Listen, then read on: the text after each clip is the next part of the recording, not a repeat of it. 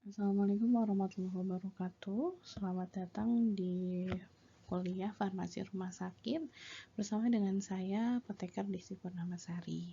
Pada pertemuan hari ini, kita akan membahas topik tentang farmasi klinik, lanjutan dari tentang farmasi klinik terkait pengkajian dan pelayanan resep.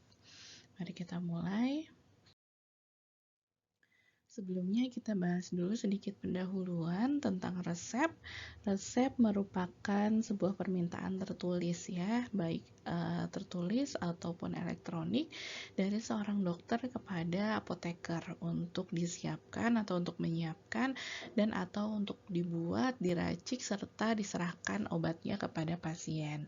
Nah, setiap alur atau setiap tahap pada alur pengkajian dan pelayanan resep ini kemudian dilakukan agar sebagai upaya pencegahan terjadinya kesalahan pemberian obat atau medication error, karena kebanyakan medication error itu banyak terjadi pada tahap-tahap di mana apoteker atau TTK mengcompound atau menyiapkan resep, mulai dari resep itu diterima, resep disiapkan, obatnya disiapkan, kemudian obat diserahkan kepada pasien. Nah, dalam tahap-tahap atau alur-alur tersebut banyak kemungkinan terjadinya kesalahan pemberian obat atau medication error. Nah, di sini kita akan membahas pengkajian resep, pengkajian dan pelayanan resep agar untuk mencegah dalam upaya untuk mencegah terjadinya kesalahan pemberian obat tadi.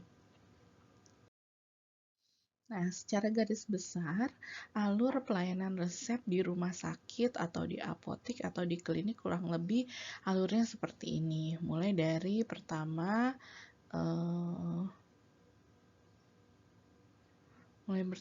resep diterima, yaitu di bagian penerimaan. Resep dibawa oleh pasien atau dibawa oleh dibawa oleh pasien atau dibawa oleh perawat atau pekarya dari baik rawat inap maupun rawat jalan diterima oleh farmasi. Kemudian setelah diterima oleh farmasi, diperiksa ketersediaannya, apakah obat tersebut tersedia atau kosong atau tersedia tapi dalam jumlah yang tidak sesuai dengan resep. Kemudian dilakukan pengkajian resep, di mana pengkajiannya nanti akan kita bahas lebih lanjut. Ada pengkajian secara administratif, ada farmasetis, dan ada pengkajian secara klinis. Kemudian setelah resep dikaji dan kalaupun ada error ataupun ada hal-hal yang harus dikonfirmasi ke dokter penulis resep dan sebagainya, setelah selesai maka akan dilakukan penyiapan sediaan farmasi. Nah, di sini adalah tugasnya apoteker atau TTK di instalasi farmasi untuk menyiapkan sediaan farmasi. Ketika sediaan tersebut harus diracik, maka harus dihitung dulu dosisnya, kemudian dilakukan peracikan dan sebagainya. Nah, kemudian setelah dikemas sudah siap, lalu sebelum diserahkan harus dilakukan pemeriksaan. Jadi diperiksa dulu apakah obat yang disiapkan sudah sesuai dengan resep yang diberikan oleh dokter, ataukah ada error-error yang lain yang mungkin terjadi. Setelah itu baru dilakukan penyerahan. Jadi obat yang sudah dicek, sudah disiapkan dengan baik, sudah diperiksa kebenarannya, kesesuaiannya dengan resep dan sebagainya. Kemudian petugas farmasi melakukan penyerahan kepada pasien disertai dengan pemberian informasi obat. Nah, setiap alur pelayanan resep ini kemudian seperti yang saya bilang di awal tadi, sebagai usaha untuk mencegah terjadinya medication error atau mencegah terjadinya kesalahan pemberian obat. Bayangkan jika alur-alur ini tidak dilaksanakan dengan baik. Misalnya obat diterima kemudian langsung dilakukan penyiapan tanpa ada diperiksa dulu ketersediaannya, dikaji dulu kebenaran resepnya secara administratif, farmasetis dan klinis. Kemudian tanpa dicek dan sebagainya langsung disiapkan. Setelah disiapkan tanpa pemeriksaan lagi langsung diserahkan. Diserahkan juga tanpa diberikan PIO, tanpa diberikan informasi obat kepada pasien. Nah, kalau ada step-step yang di-skip atau dilewatkan itu sangat memungkinkan terjadinya kesalahan pengobatan, sehingga alur pelayanan resep ini secara garis besar minimal sekali harus dilakukan seperti itu. Mungkin ada rumah sakit atau ada klinik yang mungkin alur resepnya lebih panjang ya, seperti penerimaan, pemeriksaan ketersediaan, kemudian pasien harus membayar dulu atau pasien harus melakukan verifikasi dulu dan sebagainya jika menggunakan BPJS. Tapi secara garis besar, alur pelayanan resep untuk menghindari terjadinya kesalahan pengobatan atau kesalahan medication error kurang lebih melalui 6 tahap ini. Kita coba mulai kita lihat satu-satu ya. Pengajian resep ini dilakukan untuk menganalisa apakah ada masalah terkait obat atau pengobatan. Jika ditemukan masalah terkait obat, maka harus dikonsultasikan kepada dokter yang menuliskan resep ya, mulai dari entah itu resepnya tidak terbaca atau obatnya tidak tersedia di instalasi farmasi, atau ternyata dokternya salah menulis satuan atau salah menulis sediaan dan sebagainya. Jika ada memang hal-hal yang terkendala atau yang error terkait obat atau penulisan resep, maka sebaiknya memang harus berkonsultasi dengan dokter yang menuliskan resep tersebut. Nah, pengkajian resep ini yang dimaksud adalah screening terhadap kesesuaian dengan persyaratan administratif, persyaratan farmaseutik, dan persyaratan klinis ya, baik untuk pasien rawat jalan maupun rawat inap. Nah, ini yang biasa terjadi di lapangan adalah kita atau petugas farmasi itu melakukan screening pengkajian resep hanya untuk pasien rawat jalan saja. Untuk pasien rawat inap kan biasanya tidak menggunakan resep ya untuk di instalasi farmasi di rumah sakit. Biasanya menggunakan entah kartu pemberian obat atau kartu instruksi obat ya, atau kartu obat pasien. Jadi kadang memang tidak dilakukan screening administratif, farmaseutis atau klinis. Nah, sebaiknya pengkajian resep atau screening kesesuaian resep itu dilakukan baik untuk pasien rawat jalan maupun pasien rawat inap, agar ya tadi balik lagi agar untuk mencegah terjadinya medication error atau kesalahan pengobatan.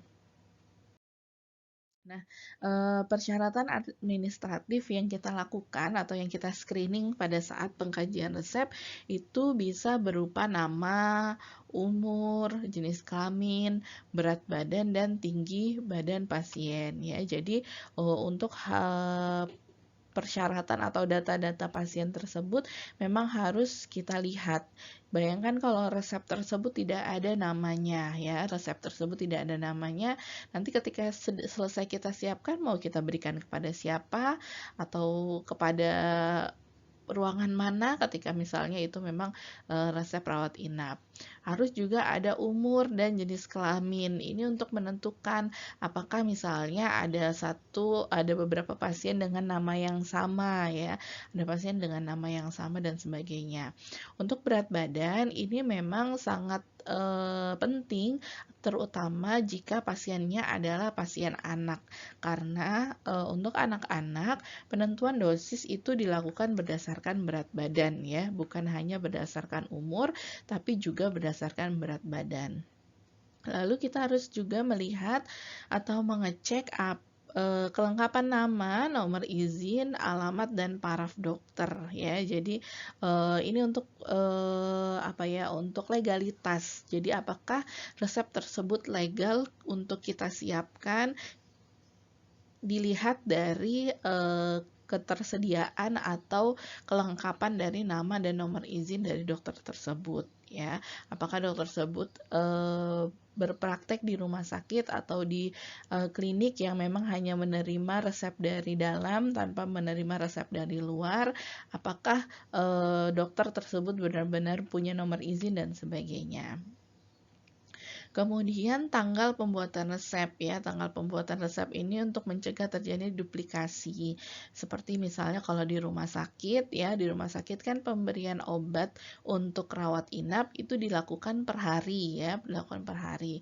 Nah, tanggal di sini untuk petugas farmasi untuk melihat apakah obat tersebut sudah pernah disiapkan di tanggal tersebut atau tidak ya. Kemudian ruangan atau unit asal resep ini seperti yang tadi saya sampaikan di awal, sama seperti nama ya untuk rawat inap, ruangan atau unit asal resep tersebut berasal harus ditulis dengan jelas agar bisa dikembalikan atau diberikan dengan tepat kepada pasiennya. Kemudian yang kedua adalah persyaratan farmasetik. Nah, persyaratan farmasetik ini meliputi nama obat, bentuk dan kekuatan sediaan, dosis dan jumlah obat yang akan diberikan, kemudian stabilitas, lalu aturan dan cara pakai atau cara penggunaan. Nah, di sini resep harus benar-benar jelas dan lengkap ditulis nama obatnya apa, bentuk sediaannya apa, kemudian dosisnya atau kekuatan sediaannya berapa, jumlah yang akan diberikan berapa, kemudian jika perlu itu perlu dicantumkan stabilitas atau aturan dan cara penggunaan obat tersebut.